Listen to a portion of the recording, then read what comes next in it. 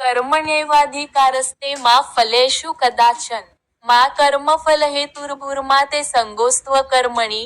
तुझे नियत कर्म करण्याचा तुला अधिकार आहे, पण कर्मफलांवर तुझा अधिकार नाही.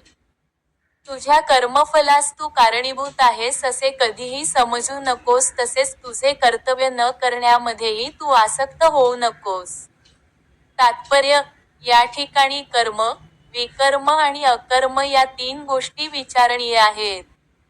प्राप्त प्राकृतिक गुणांनुसार केलेले कार्य म्हणजे नियत कर्म, कर्म होय. विकर्म म्हणजे शास्त्रांविरुद्ध केलेले कर्म होय आणि अकर्म म्हणजे स्वतःचे कर्म न करणे.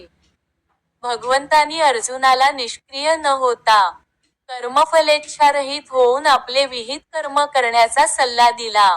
जो आपल्या कर्मफलांवर आसक्त असतो तो आपल्या कर्मासही कारणीभूत असतो. अशा रीतीने तो या प्रकारच्या कर्मांचा उपभोग घेतो किंवा त्यापासून दुःख भोगतो. नियत कर्मांचा विचार केल्यास अशा प्रकारचे कर्म 3 प्रकारे विभाजित करता येते: नित्य कर्म, नैमित्तिक कर्म आणि सकाम कर्म.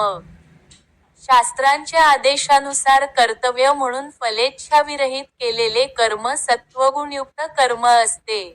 फलाची आशा ठेवून केलेले कर्म बंधनकारक ठरते.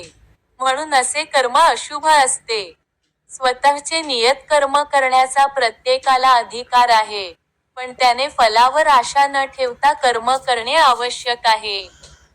असे निष्काम भावाने केलेले कर्म निःसंशयपणे मनुष्याला मोक्षमार्गावर घेऊन जाते. म्हणून भगवंतांनी अर्जुनाला फळाची आशा न धरता एक कर्तव्याची बाब समजून युद्ध करण्यास सांगितले. त्याने युद्धात भाग न घेणे ही आसक्तीचीच दुसरी बाजू आहे. सकारात्मक किंवा नकारात्मक कोणत्याही प्रकारची आसक्ती ही बंधनासच कारणीभूत ठरते. निष्कर्ष हे पापमय आहे. यास्तव कर्तव्य म्हणून युद्ध करणे हा अर्जुनासाठी एकमात्र मुक्तीचा शुभदायी मार्ग होता. दररोज भगवद्गीतेचे श्लोक मराठीत ऐकण्यासाठी सबस्क्राईब करा.